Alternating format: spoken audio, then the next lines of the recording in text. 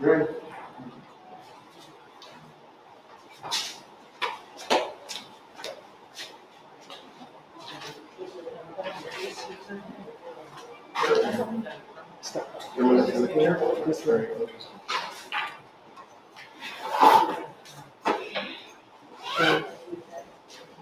Very pleasant good evening to all of you in the LP country, both here locally and overseas.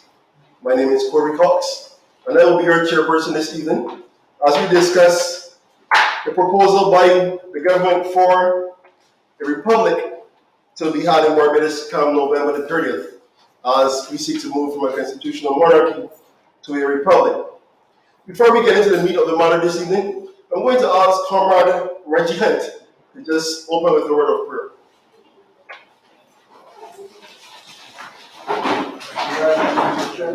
I'll ask Comrade to just come here for those who are away so they can see us, sir.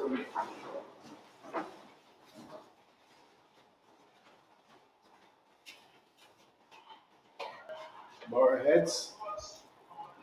Eternal and ever glorious Father, we ask your presence this evening, this gathering to discuss the affairs in Barbados. We ask, dear God, that you give us direction and purpose in our lives, and that we may move forward together. One voice, the interests of our children, our grandchildren, our friends and associates, and whatever organizations that we may be affiliated. We ask your continued blessings. In Jesus' name, amen. Amen.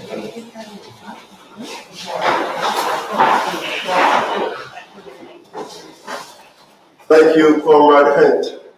Madam President, members of the executive, members of the General Council, chairpersons, and all you members of the Democratic Labour Party, let me introduce you to our panel this evening. Sitting in the middle is our president and leader, Comrade Verla de Peiza, and to her right is political scientist Devaron, and to her left is Dawn Marie Armstrong, candidate for St. George South. This evening, we'll have hopefully it'll be a pretty animated conversation, a very passionate one, I hope it will be, as we discuss the referendum. It has brought about quite a bit of stir in our island. Only last week, the government announced that they will seek to go ahead and have a referendum to have a republic. And for me personally, I have been gallivanting all over the place, just saying, simple as we titled this evening, no referendum, no republic. I think it is too important a mission for us as we seek to embark on a republican status. First of all, without having the words of our citizens of this country, and even those who live overseas. It is no secret that for years, the idea of becoming a republic has been touted. From former and the late leader Owen Arthur to our just retired leader, Fernell Stewart, former Prime Minister. And I don't think anybody in Barbados would actually disagree on Barbados becoming a republic. However, the question remains, is the timing correct? Should it be done without a referendum? And I don't even know if it's a question. It's really a simple fact. To have the participation of the people in this is incredibly important.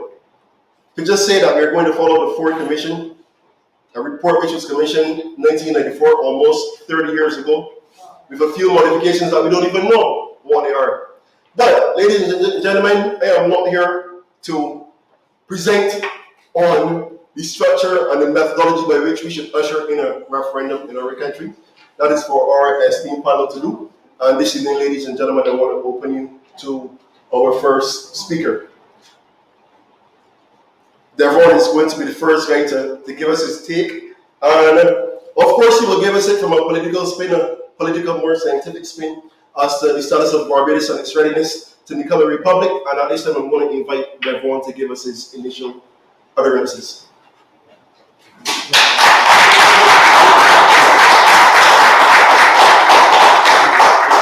Thank you so very much, Courie, and thank you to the Democratic Labour Party for inviting me here to have this very important and necessary discussion, not just for the party, but the country in general. And if I may, allow me to begin with a bit of a personal anecdote. Now, when the announcement by the Prime Minister was made a couple of days ago, essentially confirming that we were going to head in the direction of Republic by November 30th, one of my friends, he usually hits me up when something is happening in politics. He said, man, Devaron, you know when something happening, I'll come to you, it's got to come to you. And you got to tell me what this Republic thing, what it's all about, and how it's going to affect me and those various things. And I said to him, you as a casual political observer and me as a regular political observer, we are at the same position. We're practically clueless in what is happening on this matter. And that is really where I fully understood that the direction the government is taking regarding this Republic situation is grossly inadequate. Because again, we just simply do not know what is going on. So in its most basic sense, what is a republic? In essence, as Courie began to point to, it is moving away from the monarchical system, where we have the queen as the head of state, and instead we want someone who is more domestic to be our head of state. In its most basic and general understanding. And since then, government has been arguing the reason why we're heading for a republic is really we're furthering the independence project. They're arguing that we want a greater sense of self-identity, and they're saying it's really about self-governance. And me as a political scientist, I am sitting back and I'm listening to that rhetoric about self-governance and finishing the independence project, and I'm asking myself if government does not see the irony and just the uncomfortable truth in what it is saying. In the sense that the independence project, by and large, was about democracy.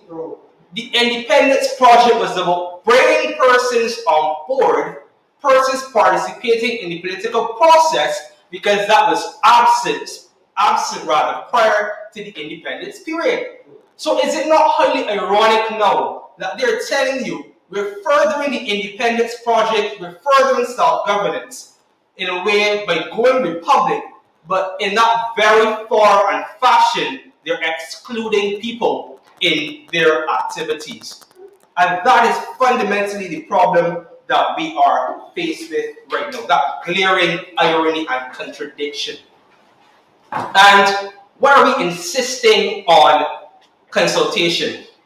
Now, there are many practical benefits for consultation. We are an intelligent population in Barbados. We've had education, free education coming out from the Barra era up to today. We're an intelligent people. We're able to discuss the issues at hand. We're able to understand the issues at hand. We're able to contribute to the issues at hand. And the reality is that the Barbados Labour Party does not have the monopoly of truth. The Barbados Labour Party does not have the monopoly of knowledge or experience. That resides with our people. So if we understand that no one has that monopoly of truth, we need not to be blindsided and head in one direction without sufficient input.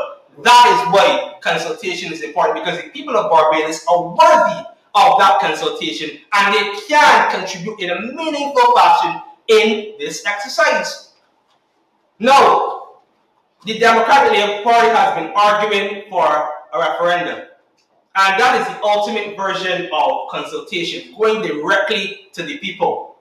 But even before you get there, a referendum just tells you yes or no, you know. We will need to know what is actually on the referendum if it goes to ballot. And in order to do that then, we need to have alternatives in place. We need to have various positions of what a republic can look like in place. And in order to do that, the only way to do that is to begin consulting. We know government's position, but do we know the position of the people? Do we know the position of academia, University of West Indies, for instance? Do we know the positions of the unions? Do we know the positions of the private sector? Do we know the positions of civil society? Are we consulting individuals and persons who have experimented and gone in the direction of this before? Trinidad, for instance, and Dominica, are we in consultation with these people? Or are we just heading in the direction because we said we're heading in the direction of the absence, and in the absence of sufficient consultation? And not only is the consultation necessary, but following that has to be public education. Because you can consult with a handful of people, or you can consult with multiple persons, but that does not guarantee that people know what they're talking about. In the event a referendum is called, that doesn't mean that people of Barbados can go to the polls and know option A, option B, and option C, and what it means. So a robust public education has to be involved. And this is a starting process. So kudos to the Democratic Labour Party for starting that process regarding consultation and public education. Where are the town halls? Where are the lives? Where is the rubbing shoulders, as we were told, on this very important issue?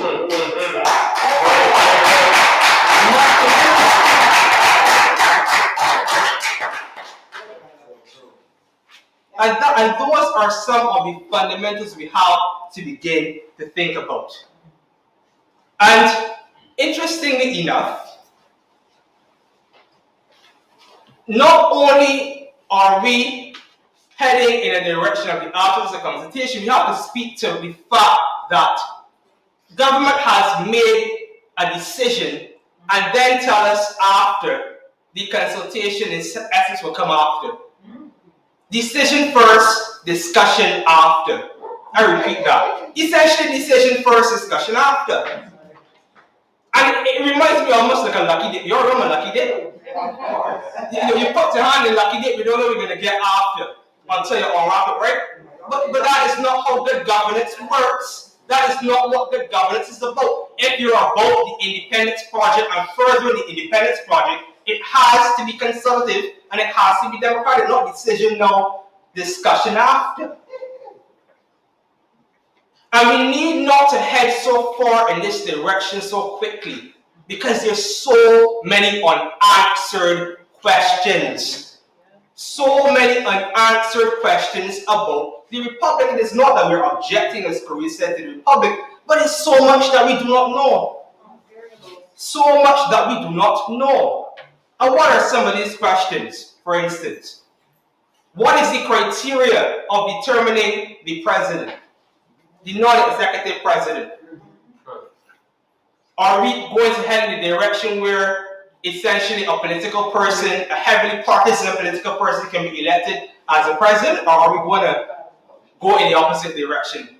Is it a possibility that a former member of the House of Assembly, for instance, can be a president? Are there any limitations in that? What are the limitations regarding the citizenship of the president? We've seen the government change the constitution to allow certain persons already in the Senate, for instance. Are these things going to happen again? What about the residency, for instance, of this president? Those are some of the questions we have to ask. And then one of the more fundamental questions has to be about the powers of the president. That is a very interesting one, because when you do political change, it has to be solving a problem. Right now we have a Governor General in Barbados. We know the general responsibilities of a Governor General. The appointments in the Senate, the appointments, the appointments of the Prime Minister, proclaiming bills, dissolving Parliament. The Governor General has been effective, and Governor Generals in Barbados have been effective in doing this thus far. So what problems are we solving with a non-executive president? You're not solving any problems, because all of those things have been done and will continue to be done. So that is one way we have to ask ourselves, what then are the benefits and the powers that are granted to this president, this non-executive president, as they call it? What about remuneration? How much is this president going to be paid? Those are relevant questions that we have to ask ourselves as a people, as a country, and you as a political party. Government made reference, for instance, to the Ford Commission. And they said that they're going to embrace aspects of the Ford Commission's report. We don't know whether it's left, right, up, or down. They haven't told us what aspects are you including in this. And I know one of the things the Foreign Commission said, for instance, is that the number of oppositional senators has to double, or should double. Is government in favor of something like that? I think they would be. But we need to know as a people, what aspects are you including? What aspects are you excluding? What aspects are you amending?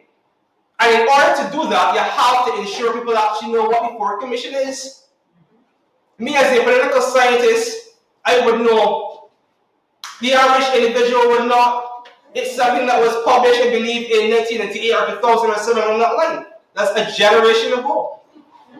So if you're being serious about taking the country in a direction of republic, and then you're saying you're embracing for a commission report, the people need to know why is it not republished?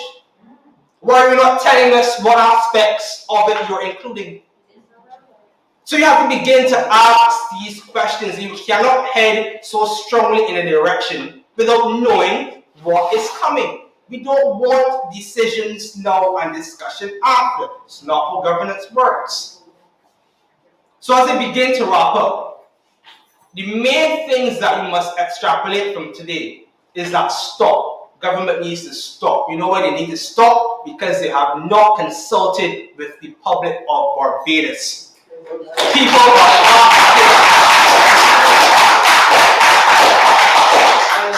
are asking to be consulted. The Democratic Labour Party is raising the fact that people need to be consulted.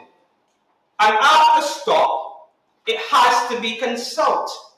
The town halls, the public education, the engagement with various aspects of society.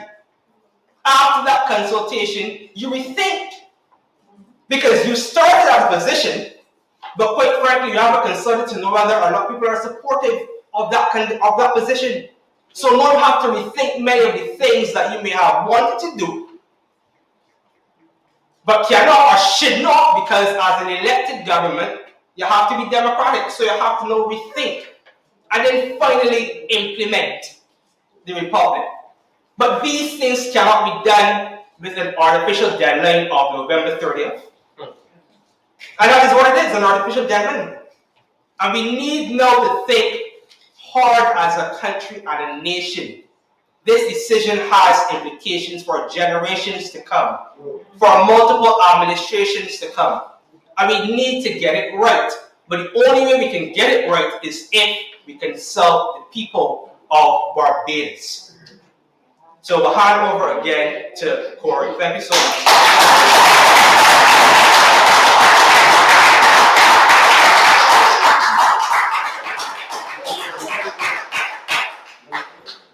Thank you for that rousing opening. I think we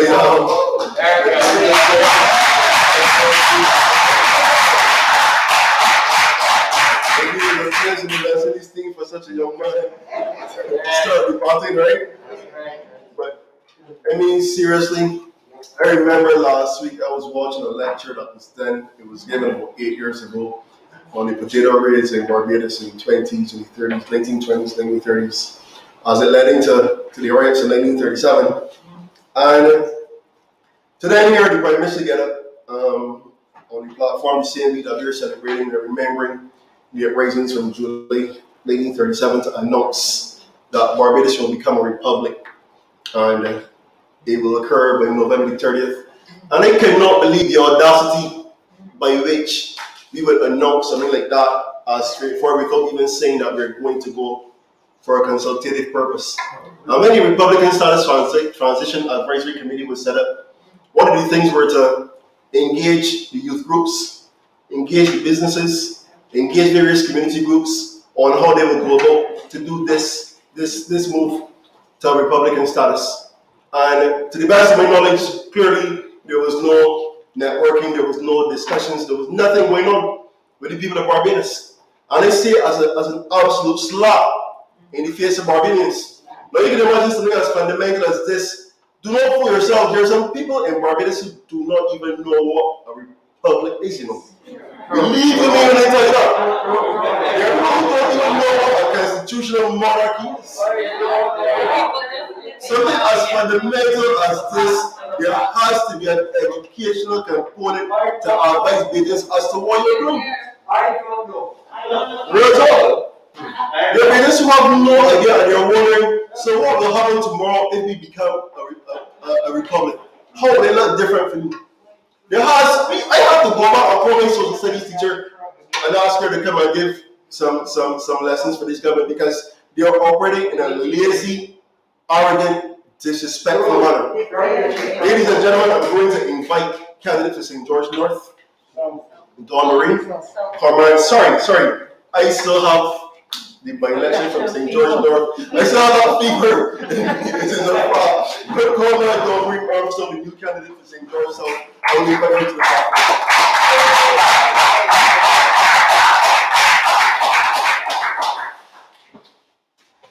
Good evening, comrades. Good evening to my colleagues. We're so happy to have you here this evening, and I've been burning for the last week because we are often the demographic that is overlooked. Our young people somehow have been cast aside, and as I've been rightfully saying for the last few months, I am here to be a voice, and I will begin here tonight.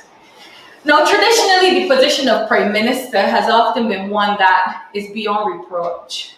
Well, should be beyond reproach, but we would have seen leading up to the 2018 general election how the name of our formerly down former Prime Minister was dragged through the mud. There was nothing that wasn't said about the Honourable Frendel Stewart at the time where the populace was displeased with the state of our party or the perception of the state of our party.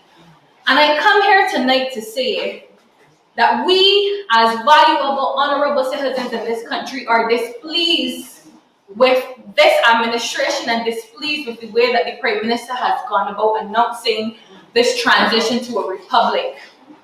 We chant now and we continue to chant in the coming months that there should be no republic without a referendum.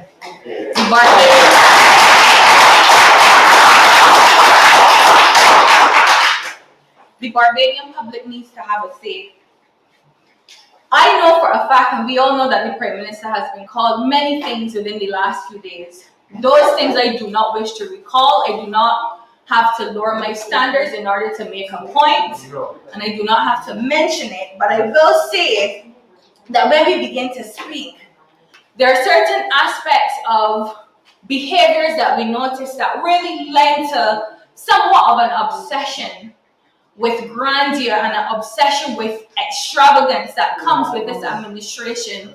We already know what happened at the polls in 2018. We already know that we, the public, had our say. But it seems as if this power that was given to this administration in 2018 is now being abused. And we, the people, want our power back.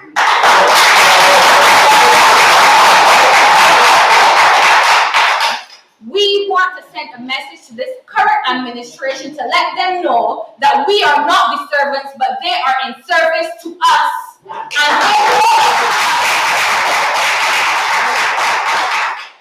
And they owe it to us to let us have a say before this thing is set in stone and before we can no longer pull back the donkey from being on its way. This thing is out of control. And even though there has been an upheaval in the past few days in the media, in shops, everywhere, households, this is a topic of heavy discussion, they still have not sought to stand up and answer our questions. Where is GIS? Advocating for this educational component. How can I answer the question? Me as a candidate going out canvassing with my constituents asking me, the constituents that I intend to serve, asking me about this move to a republic, and I do not know what kind of country are we living in that we, the people, we, the taxpaying citizens in this land, cannot have any form of information about where we are headed as a country. This is madness. It is madness. And we need to understand that we have a right to pull this thing back in and move forward. As I say, labels are such a funny thing. But it would be remiss of me not to let my fellow comrades know about the self-serving, selfish, and self-indulgent agenda of this present administration. It is not about us. It has been alleged that this agenda is a clear attempt to erase the history of this party.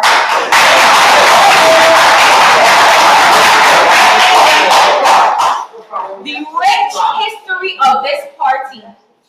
I cry shame on an administration that would seek to announce the move of a republic on a day that we hold so dearly, the day of our independence, the day that our ancestors would have fought, the day that it was written in the records of this country that we were no longer a nation to be subservient to the crown, that this administration would then move to ambiguity in pushing us towards a republic. What does that mean for us? We know what Independence Day means. We know what the Democratic Labour Party has done in moving towards independence. We understand it is taught in our schools. Our children know we wear our colors with pride. We wear our blue and our yellow with pride. What does republicanism mean for us? What does it mean? What would the trident stand for?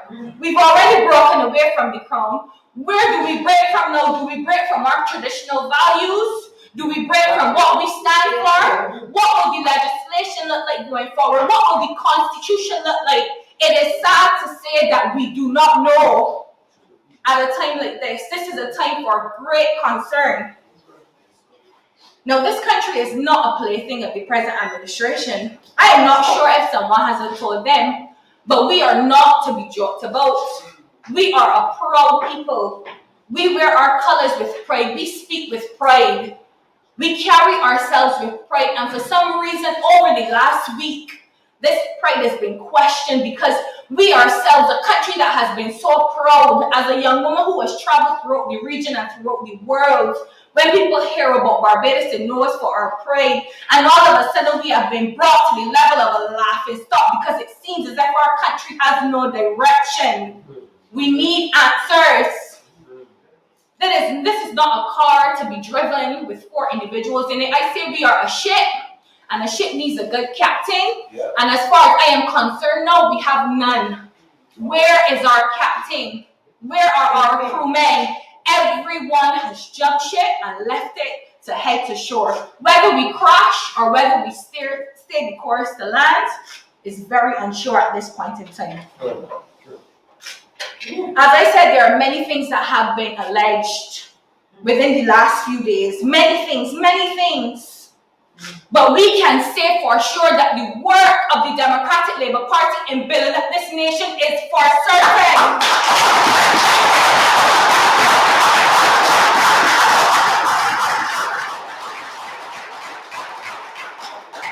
The work that our forefathers have done in uplifting this nation is for certain. The work that our politicians have done in uplifting this nation is for certain, and there is nothing that 3 years can do to erase that. Nothing that 3 years can do. I cry shame on this administration for trying to reduce our Independence Day. For trying to reduce our pride to nothingness. With an announcement that was done in the dead of the night. You know who comes in the dead of the night? A thief comes in the dead of the night. You wake up to an announcement on your phone that was done so backhandedly and so deceivingly, like a fox, just to generate discussion. But we also know that the state of the economy bears a lot of questions, so maybe it was just a tactic to stop us from talking about that. But we cannot speak about the republic and leave out the economy. What kind of country are you taking into a republic? Where are our financial reports? Where are our budgets? We have no idea, but yet we are becoming a republic. A republic of what? A republic of debt? A republic of beggars? We do not know. We do not know. But somehow we are going to be a republic of something that only the Barbados Labour Party and a select few seem to understand. But what the Barbados Labour Party needs to know is that they do not only serve the Barbados Labour Party, they serve every single citizen.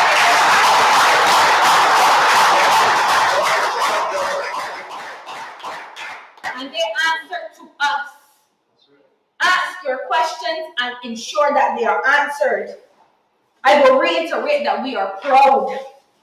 We are proud. Stop rushing the people. Stop rushing the people. People like to say Bajans are habitually late.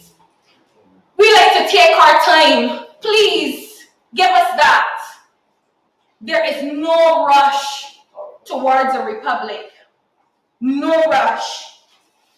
I want to end by saying that there was this quote that I often saw, and I pondered upon it, and I thought about it, and I lamented on it, and it stated, legends are not born, they are created. And I remember thinking, legends are not born, they are created. They're not born, they're created. But I often say that there are qualities that we are born with, and the way that we act, and the way that we behave, and the way that we carry ourselves, and the way that people view us, and the impact that we leave on the lives of others is what determines whether or not in time through our good work that we become legends.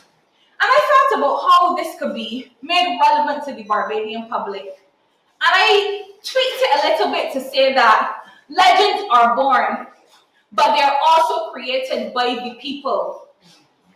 You can only become a legend if you put in the hard work. When you look at our leaders and our national heroes, they worked hard. The systems that were in place, they never created legendary status for them because we were meant to have nothing. And if this administration continues, we will have nothing. Our legends were created because of the work they did for us. You do not rush to become a legend. Furthermore, legends are made legends after they have passed on and their work is seen for years, decades, centuries after. Legendary status doesn't come after 3 years of being elected to a government. You are not made a legend by forcing yourself and your beliefs upon the others that you are supposed to be uplifting and engaging and encouraging. You do not become a legend by oppressing your people and silencing their views and making them fearful. You do not become a legend by trodding down others and making yourself feel high without uplifting those around you. I will continue to say that in this country, our leaders and our prime minister are created and made legends by us. And until you do right by this country and put a referendum to the public to decide whether or not we want to make this sudden knee-jerk move towards a republic, then I cry shame on this administration. And I will ensure that our young people understand what this move means for us, because I grew up understanding independence. I want to know at 33 years of age, what does a republic mean for me, for my future, and the future of my daughter? And this government deserves to give us the answers. And with that, I thank you.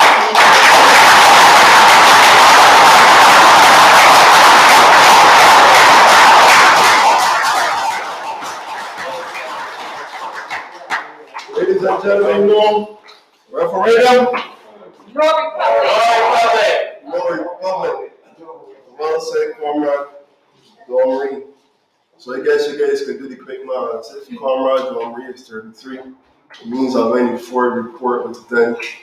Marie is about 10 or 8 years old or 9 years old. The thing is, now when you take the voice of a report that is so old, the report has to be first made widely available to the public. All right. Because there are people in this country who voted in the last election that don't even know about a Ford report, a Henry Ford report, or some Chairperson-Courie Cox report. There are people who are clueless to this stuff. And it just shows you the importance of taking our time and making the correct decision.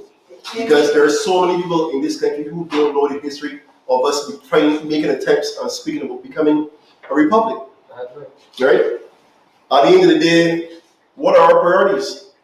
The ordinary man on the street right now, so many are unemployed. So many prices in the supermarket through the roof. I ain't no big supermarket man, I guess as most men here know. You go in the supermarket and you take what you want, and I guess it's only when you get the cashier that you reduce the price in the soups and you go along. But even myself, I'm aware enough to know that the prices in the supermarket are sky high. You saw recently a few weeks ago now we were talking about we're threatening the workers in this country now who are the heroes in COVID last year, that if they don't take a forced vaccine, they're being threatened in such a way that they're wondering if they're going to have a job. No, we're not against vaccination, but to mandate it, it is wrong. And yet again, the educational component, the information component to the efficacy of the vaccine, it is not being shared. There are no information booths being set up across Barbados. There's no big set of public service announcements being made on the radio or the TV.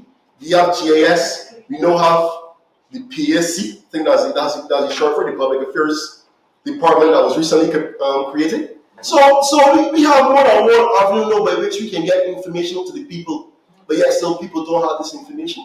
But we are coming and we are forcing these things on people in a day and age where we are trying to be a mature democracy.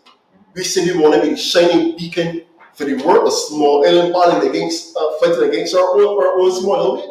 And this is the way in which we're going to go about it. It's amazing the difference that 3 years can make. It is sincerely amazing. Crime continues to be out of whack in this country. You can't get a strategic plan for crime going forward. Gas is no $4. Don't study the semantics, but it's $3.99. Gas is $4. People in Barbados are catching their rears. And we are talking about, at this point, bringing a ceremonial, non-executive president in less than a year. Is that really a priority right now? I agree it is important, but is it a priority? Ladies and gentlemen, we had our opening batsman. I'm going to invite the number 3 batsman. Final batsman for the night. The issues that we are facing in our country, the timing of all this, I will leave it to our president to expose about it, to expose it some more. Give it up, ladies and gentlemen, please. The president of the party,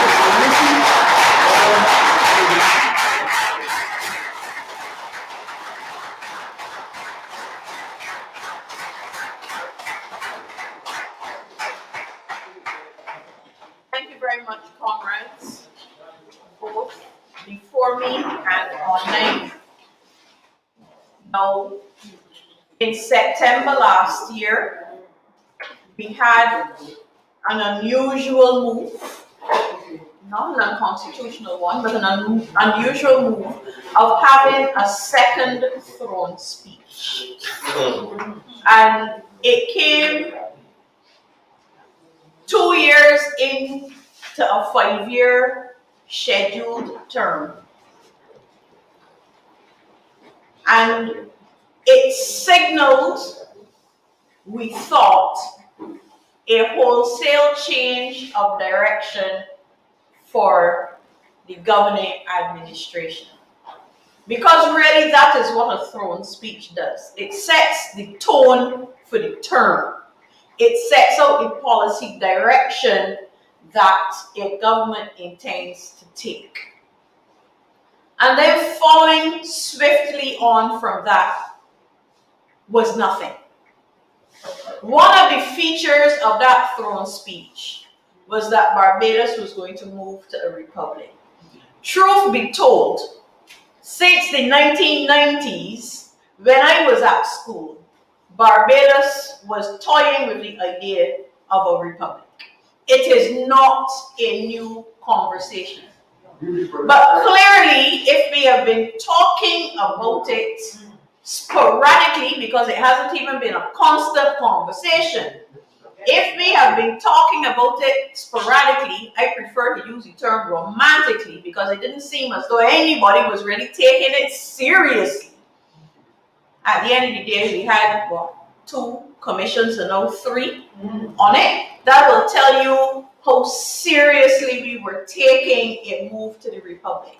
Now, I don't think that anybody is seriously arguing at this point to remain under the Queen, as the Queen, the head of our country. What we know, though, is that the Queen's representative, the Governor General, has a constitutional position. So if it is that we are moving to the republic, And for those of you who have looked at your constitution, you will see that it's not a one-off mention, but there are several functions that the Governor General performs. So if it is that in September of 2020, you signal a move to the Republic, then one would expect that starting October of 2020, you would have a conversation with your people, the people of Barbados, as to what that would look like. Devaron is a political scientist. He practices in it. He lectures at university. And he can tell you that we have different types of republic, and the examples are all across the world. We even have some here in the Caribbean. At what point in time have you been told which model we are following? Have you been told if it's going on?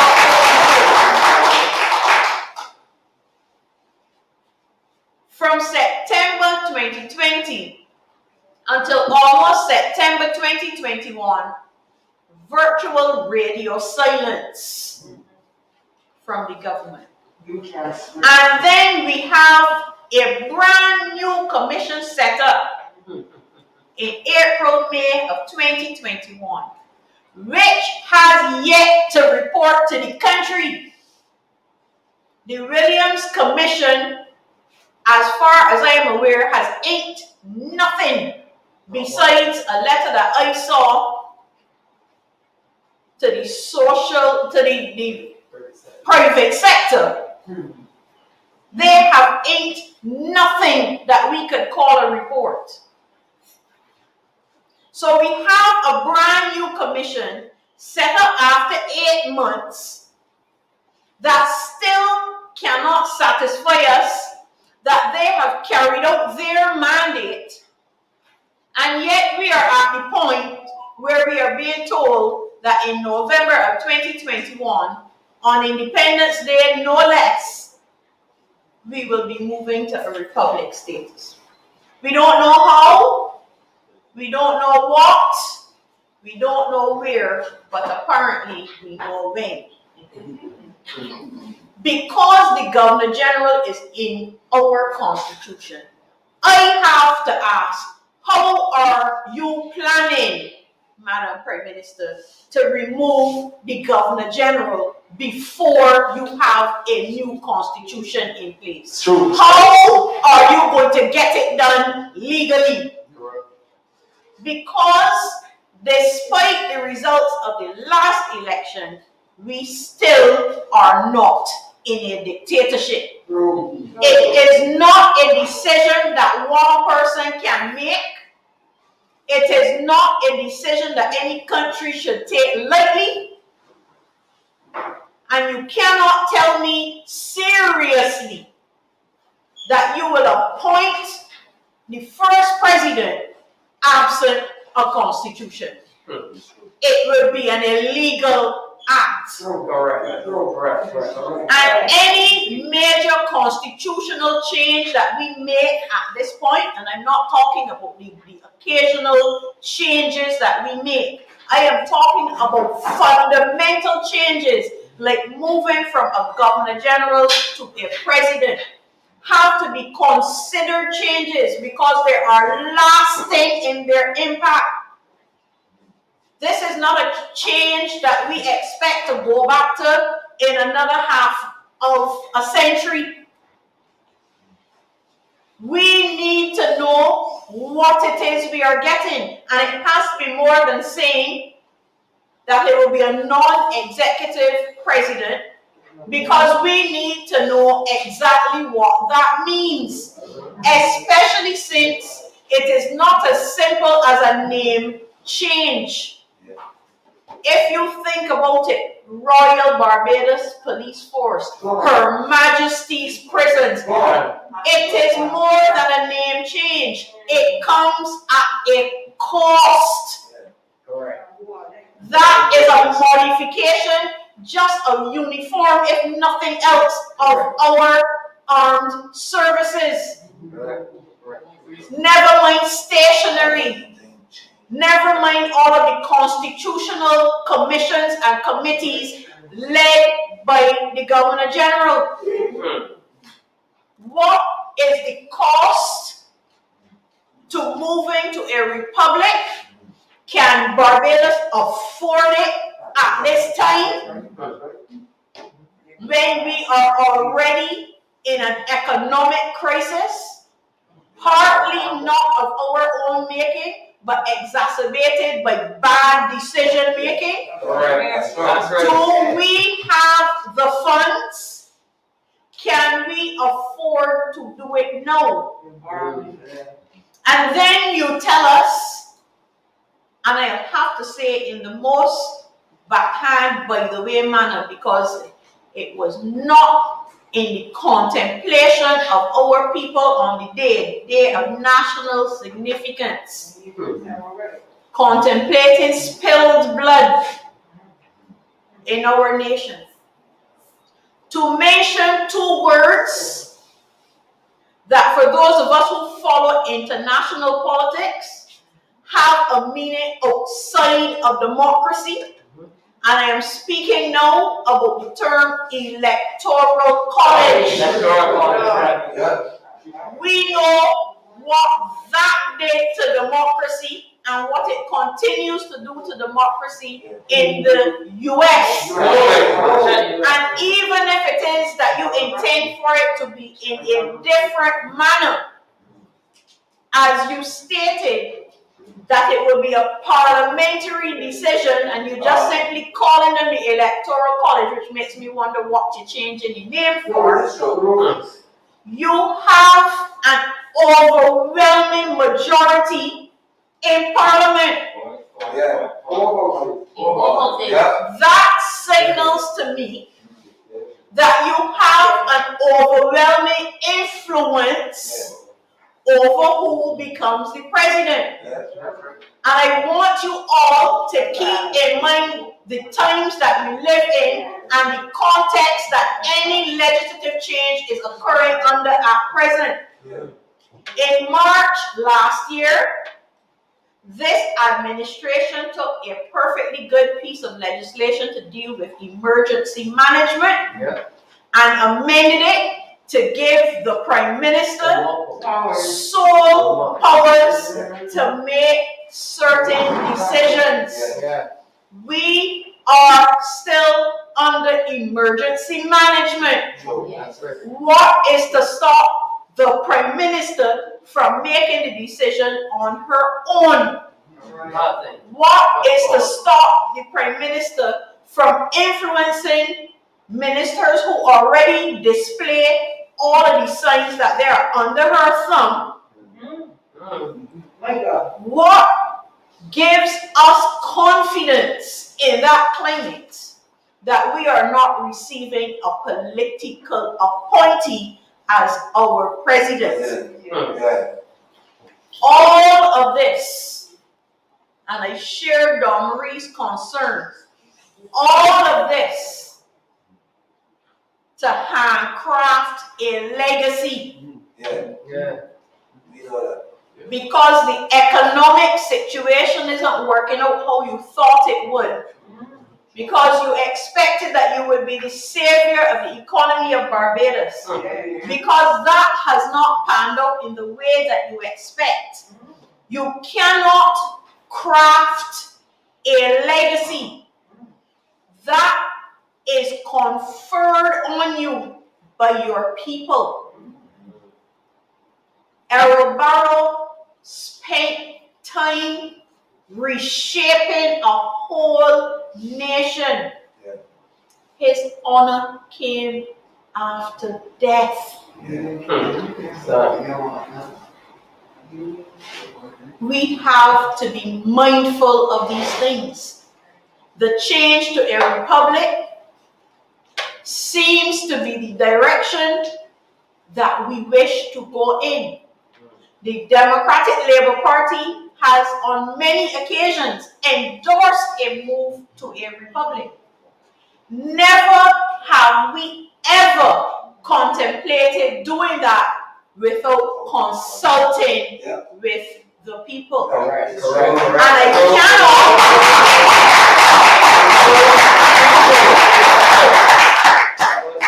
And I cannot understand how you could think that you have the mandate to do that when it was not a feature of your manifesto in 2018. Exactly. And for you to dredge it up now, basing it on a 1998 document when an entire generation of voters weren't even born yet, never mind have the opportunity to influence anything that went into it, is to be seriously misdirected, misinformed, and out of touch Correct. with your people. That's right. These are not times to be taking the electorate lightly. We know that better than most. You could not spend an entire generation or two educating our people than to insult them like this. Take the people of Barbados into your confidence, consult, find out what they want. Because I can tell you from walking constituencies in Barbados, the people of Barbados want a greater say in their destiny. They don't want less, and they're definitely not satisfied with what they're getting now. What that means is we really need to be discussing whether or not the people of Barbados want a simple replacing of a figurehead leader.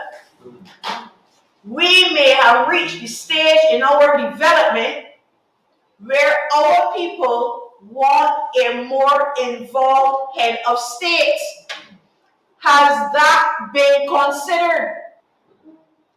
Why are we not putting that option on the table? And I will now link to Devaron and what he had to say, and that is that a referendum by itself does not give the answer unless you know what the question is. Simple. I think we have moved past a simple question of do you want to be a republic, and we have gone instead to a mode as to what type of republic do we want. And I can tell you too, because the international media has called me wanting to know what, if anything, will change regarding our status in the Commonwealth. Yes. Because this too is not being discussed. No, it's not. I will state openly that it need not have any effect on our status in the Commonwealth because there are already republics within the Commonwealth. That's right. Yes. What that knowledge does is tell me that there has to be more in the mortar than the pestle. It has to be more than simply wanting to remove the Queen as head of state. And then you have to tell me what that other agenda is before I can make a decision if I am backing you or not. And that is why we need to have consultation. And that is why at this particular time, we have to insist on consultation. And it is the reason why the Democratic Labour Party determined that if the government didn't want to hear what the people of Barbados had to say, then we will go and find out what the people of Barbados had to say.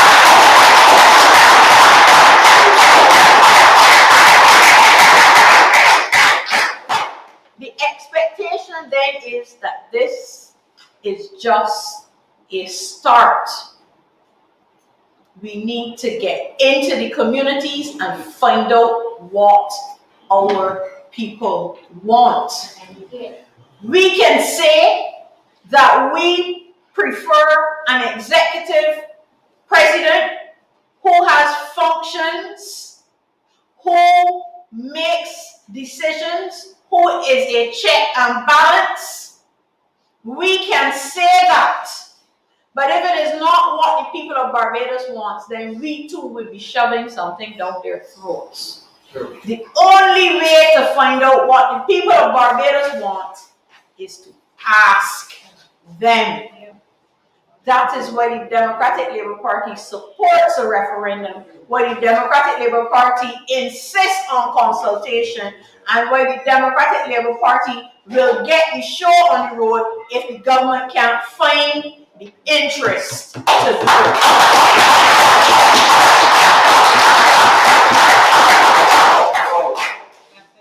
Yeah, that's right. This also is a moment when leadership comes to the fore. Leadership is not about insisting on getting your own way.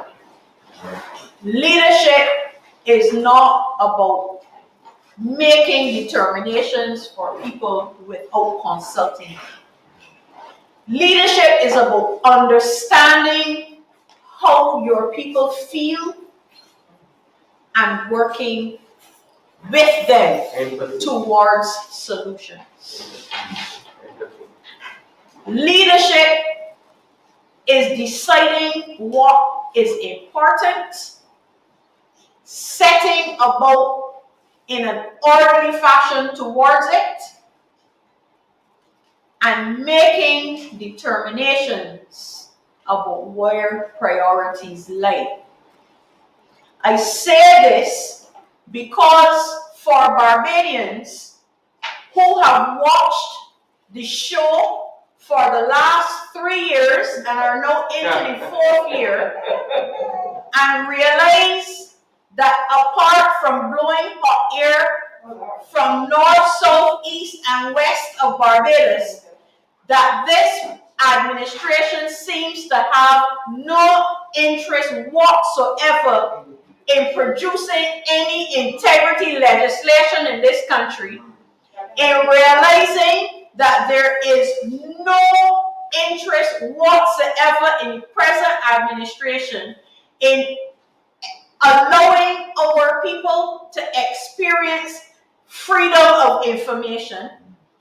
If we recognize that this administration can find the time in short order though to pass legislation to grant themselves vacations and immediately take advantage of those provisions at a time when the country is melting down, the country is torn apart, and I am not using those expressions lightly when I tell you that I have in my mind how we stand at present in relation to vaccines, when I tell you how our country currently is grappling with law and order, when I tell you that our children are in, as the old people would say, pure sufferation where education is concerned,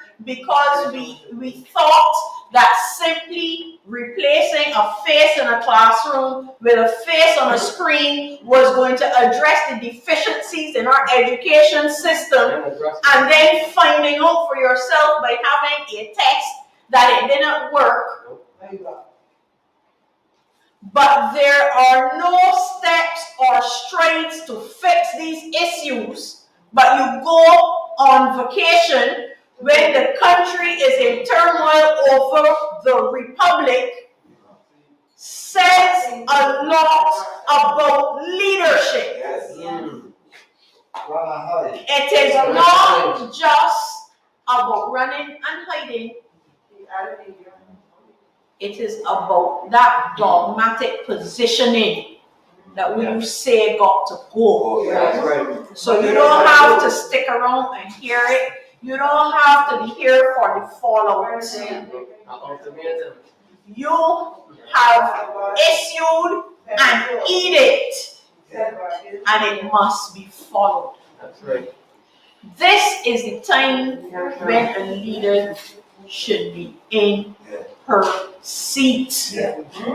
This is not the time to step away.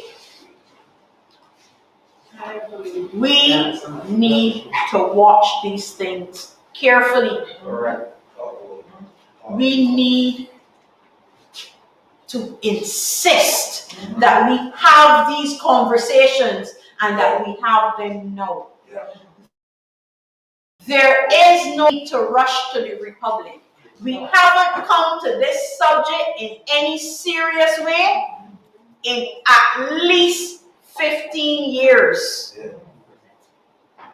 I'm pausing because I believe it is more than that. The last referendum bill that didn't make it anywhere was in 2005, if I remember correctly. In 2005. We're just on the other side of 15 years. My Swift math was not too off. 16 years ago, babies born that year are now learning to drive. They don't know what is in that referendum bill. Quite frankly, the question in that referendum bill was, do we want a republic or not? That our referendum is always just a one question.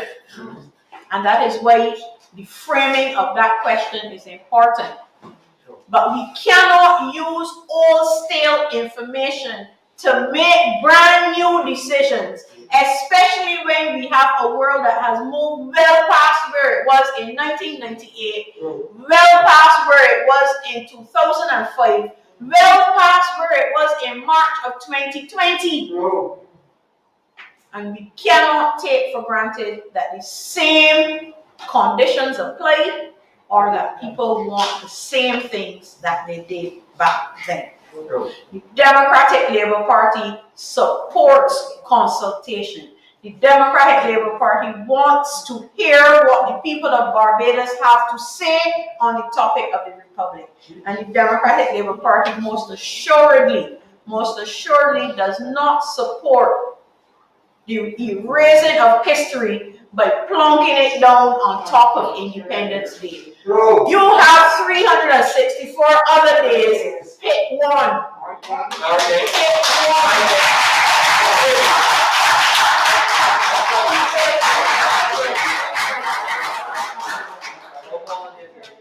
Independence means too much to the people of Barbados to be looking to erase our history. And it is not chance that all the information that has come out on the Republic is bathed in red. That was not lost on me. This is a national conversation, and those are not our national colors. And I want to have that very full conversation, including that. What are those fundamental changes that must be made in order to cement a republic for us? What are they? Will our symbols and our emblems change? They must, because the coat of arms was given to us. They must change. So you have to tell us what it is that you look to do on our behalf. And we need to know what it is before you make that change. November the 30th, 2021 is way too short a time to be having such deep and fundamental conversations. August the 3rd, 2021 is good and sufficient time to start talking to the country. That is the challenge thrown out to this government. Get talking to the people. You are not there to make these fundamental determinations without consulting us. Everyone. You need to listen. The promises in the 2018 campaign to consult more, to talk more. It's more than having catchphrases. Right. We need to hear from you, and you need to hear from us. This conversation does not end tonight, because the agitation must be on behalf of the people of Barbados to ensure that their voices are heard. Yesterday, I promised that the Democratic Labour Party will once again step up on behalf of the people of Barbados. Yes. And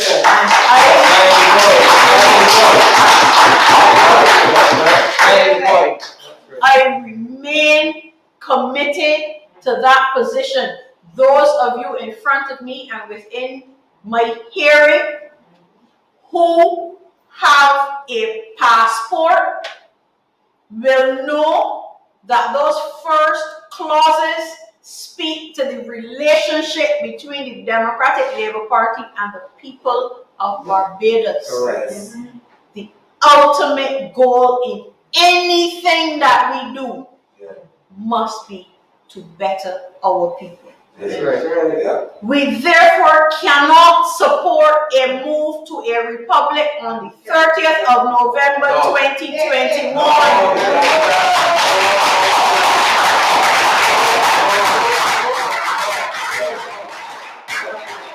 Because we do not have the information. We do not have the information to say that it represents the will of the people. And I don't know how a lawyer could stand up and say, we're going to do it first and then fix the law later. How does that work? Echoing what Devaron said, what are the criteria for being and remaining a president?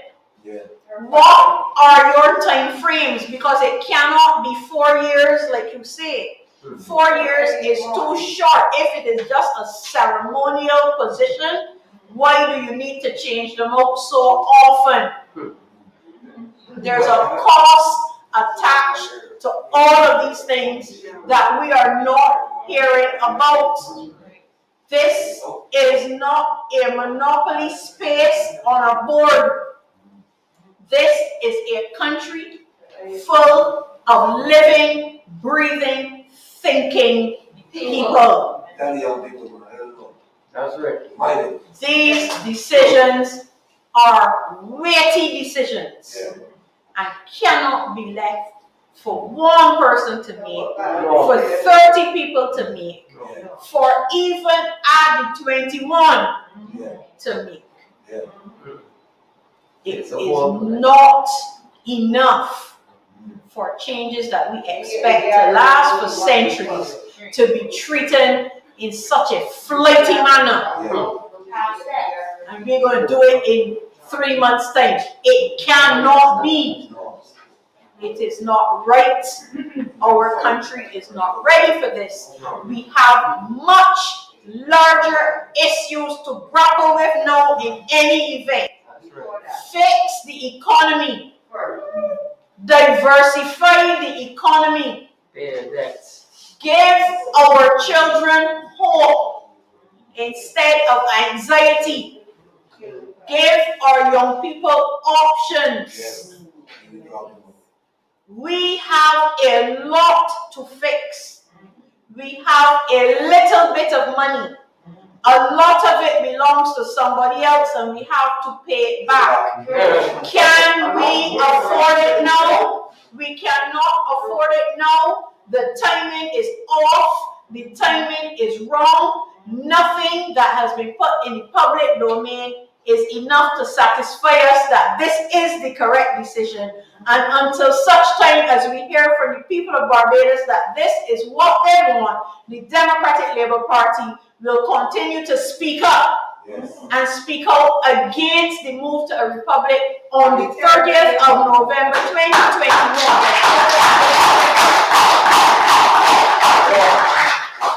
We have to stop. We have to take stock.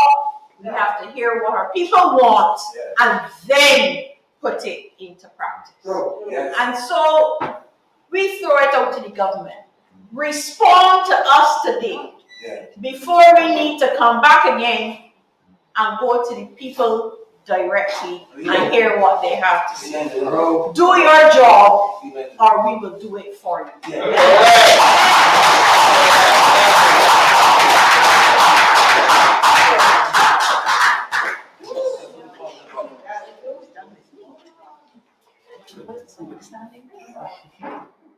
Thank you for that riveting presentation, Madam President, comrade for the Peiza. Well, you guys remember red plastic flags, so leave our world right there. Real talk. Leave our world there. Right there. And again, I just want to say again to the members of the Democratic Labour Party, both here in Barbados and diaspora, even though it's right here, we're having a discussion tonight about the proposed move by the government to a republic.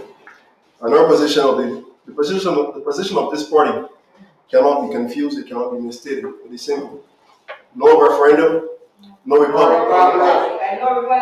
Tonight our panel, political scientist Devaron, is comrade for St. George South, candidate for St. George South, and candidate comrade Armstrong. And just concluding her speech was President Verla Peiza. There are a million trillion questions to ask, it is true. And there's simply not enough time to ask them. And if there's not enough time to ask them, then there's obviously not enough time to answer. And that's why any proposal to really have a republic by the 30th of November for me is madness. I do not understand why this government is in such a haste. I actually want to take this opportunity tonight to actually salute the athletes who are representing Barbados at the Olympics.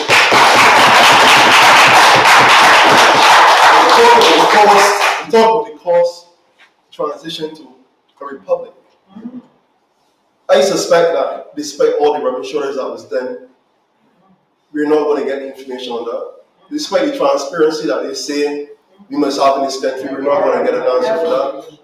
But I am tired of seeing the young men and women of this country using little to no resources to represent this country at international track and field events to only bow in the first round, after first round, after first round. If they're so lucky to get something when they come back, then they're given a gift here and a gift here and all kind of recognition. But the real time when they need the help and the assistance is before, in order for these things to become a reality. And the money which we are using to rush a republic right now, considering that Olympics is in the air, I wish we could put some of that money behind Tia Adana Bell and Jonathan Jones.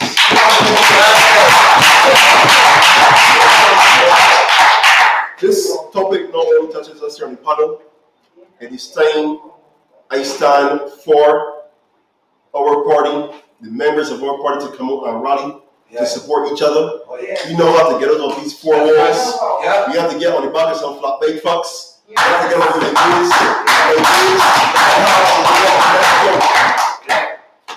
This country is being dictated by you. But believe you me, people in this country want real representation. It is a fact. People want people to speak on their behalf and to speak up. And we have to get up there and speak on behalf of the people. The trade unions in this country. I don't know where they are. It amazes me that today, political parties were formed on the basis largely of trade unionship, for the betterment of workers. And today, you can imagine that the most pressure in this country seems to have gone into the trade unions. I want to open this floor to all of you, ladies and gentlemen.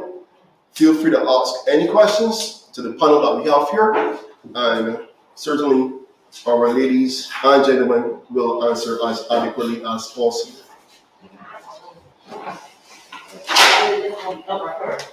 I would like to ask any three of our panelists, goodness everyone, I would like to be able to ask any of the answer.